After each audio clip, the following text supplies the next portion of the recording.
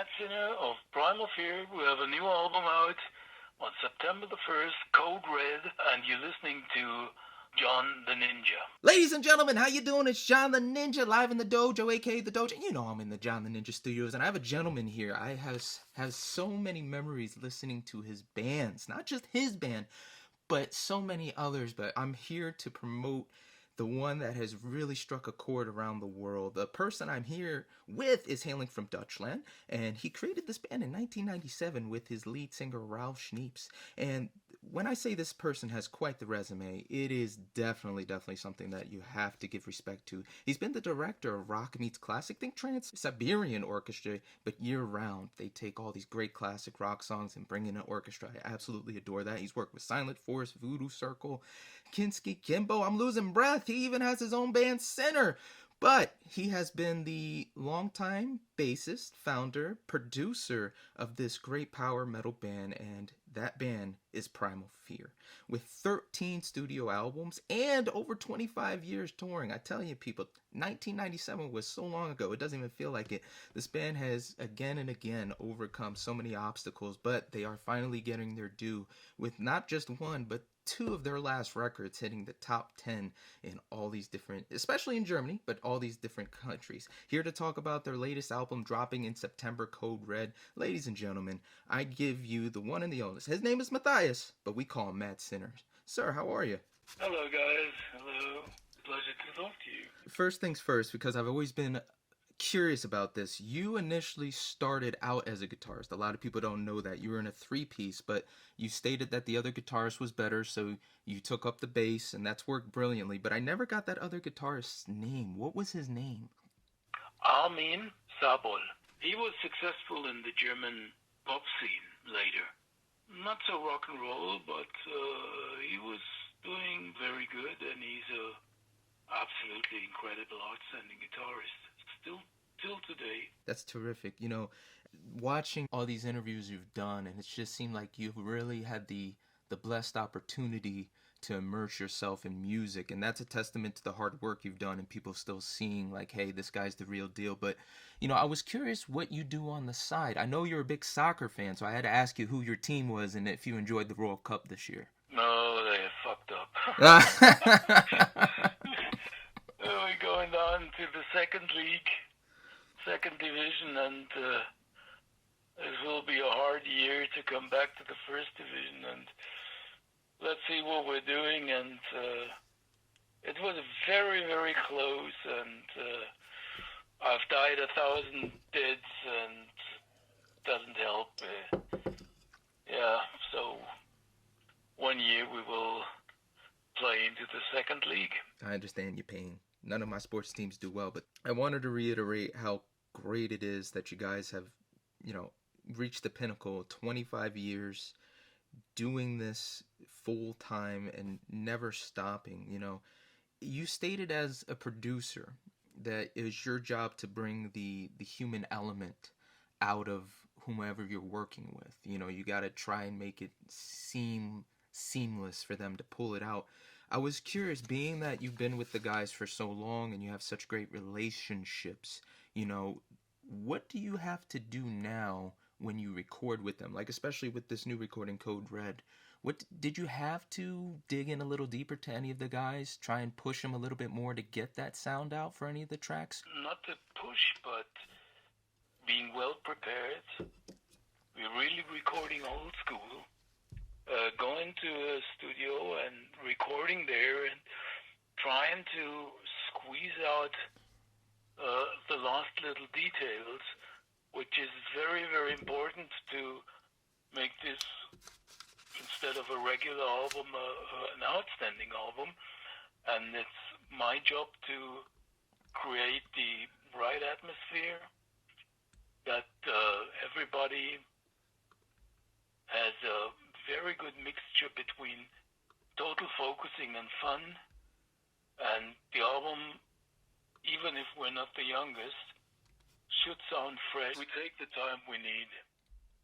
And for us, it's not a question to finish fast or, it's first take, or blah, blah, blah. It's not important. The important is the result. And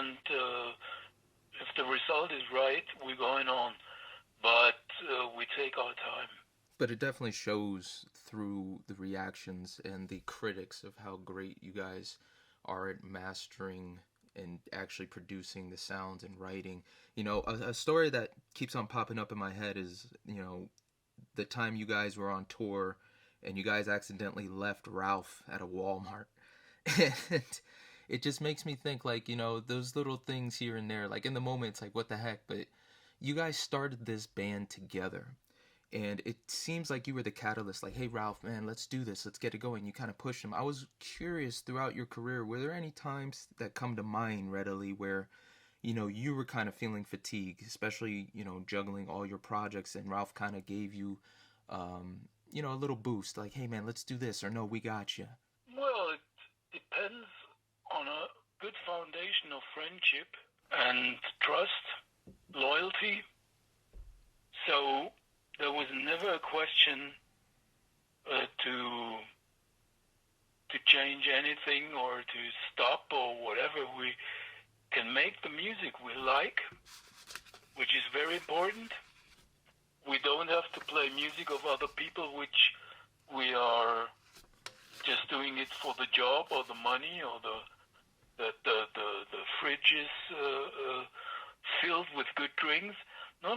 We're doing this because we are loving that kind of music, and we're believing in that kind of music, and we have a lot of fun to do it. And this is the key, that we still are working together in a very fruitful way, and in a very good combination. It's the same for the guitarists, for Tom and Alex. We're playing together for such a long time, and it's still super friendly, and we know each other, we still like each other. It's cool. Let's hop on to Code Red. Now, this is going to be your 14th studio album, and, you know, it's saying that the title, it's a heavier, powerful, and uncompromising record, but it also was stated that this was kind of the record that kind of got you back to some normalcy. All your fans and a lot of the public know that you were dealing with an ailment that forced you guys have to actually cancel some of your shows. I was curious, are you at liberty to reveal what that illness was, and what was the moment when you started recording, you started to feel like you were your old self again after battling that illness? Well, it took me a long time, I have to say, and it's a super long story and not a nice story. So let's look into the future. But we started with the recordings in January, and I was really happy that I can do it. That was my first recording again with the outside of my house and playing bass and putting together a great record. So it shows me that there is a chance that I have a future, and it's going better and better and better. Was there a particular song on the album you feel would portray that statement you just told me? Like, you're feeling better and better, and you're back to work, and yes, you can still do this. Like, it's more of a confidence booster. Like, hey, we actually completed this. Was there a particular track on the album that was like that for you? I think it's the whole album. It's a great foundation of riffs, which gives the album a little bit a different approach to the other releases. That the guitar work is really demanding this time, and the riffs are always very prominent, and this is the difference of this album, that the guitar work is really on the next level, and this is very promising. And I am curious, can you relay what the next track is going to be released to? Because I see a couple of great ones. Ladies and gentlemen, you got to check this out. They have Bring That Noise, Deep in the Night, Cancel Culture, Play a Song. That's the one I'm looking forward to hearing most. The World is on Fire, Their Gods Have Failed, Still Meter, Raged by Pain Forever, and Fearless. Are you at liberty to say which one the band is going to drop next?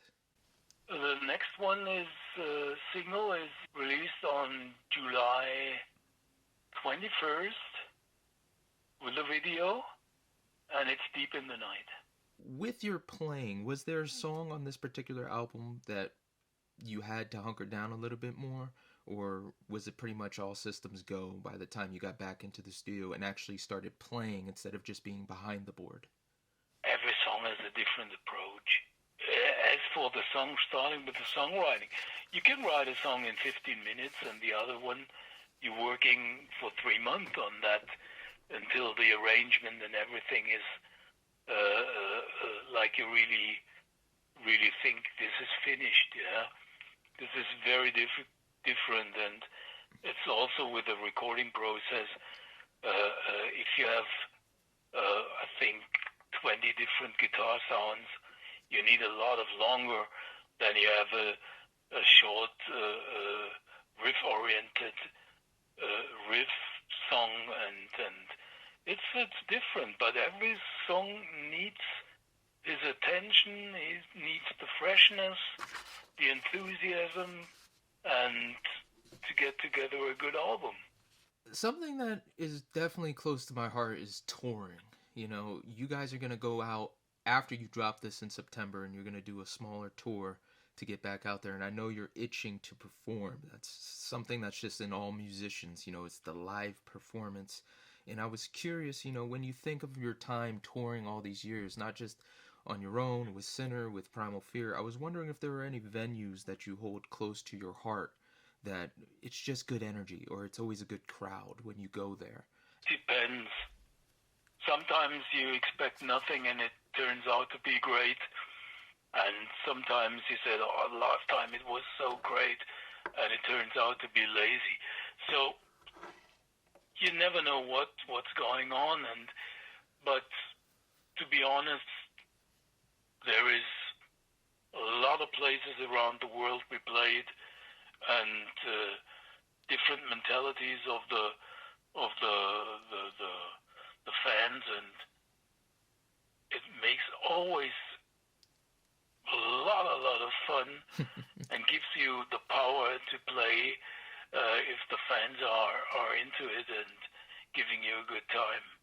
With 25 years, the 14 albums, and not just this, all the other bands and projects and people you've worked with, and you know, it's mind-boggling. You know, people usually say don't have a regret in life, and I always say that's harsh, but I'm always more fascinated by the moments where you make a decision, you bet on yourself, and it actually pulls through for you, and you're proud of yourself, where it was a moment somebody helped you and you guys get through. So I was wondering, for Primal Fear's case, was there ever a moment where it was a do or die and you made the right decision, and that's the decision you don't regret doing? Well, I think there was a lot of more good decisions than bad decisions, which proves that we did something right and we're still there in a good shape, in a friendly lineup.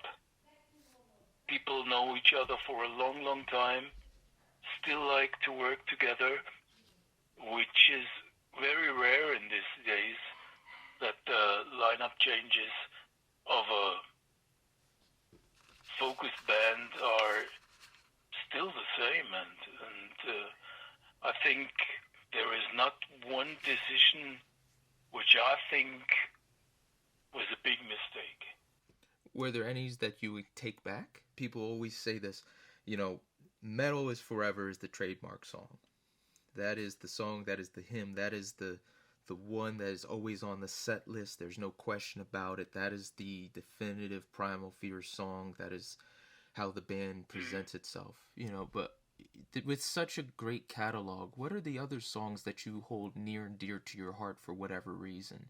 There is a song on every album which is, for me, outstanding, and I'm hugely proud of. It's getting very hard to decide the set list and what do we play, and which is the good combination. And it's really really not easy, and it's getting more and more difficult. But there are, as you said, Metal is Forever, for example, Chainbreaker, we have Final Embrace, we have Nuclear Fire of the earlier albums, which are songs that has to be played, and it goes on through all the catalog. And just as a fan, I request you always have Fight the Fire on set. Just that's my favorite. We played that in the earlier days, but you have to make compromises. You can't please everybody.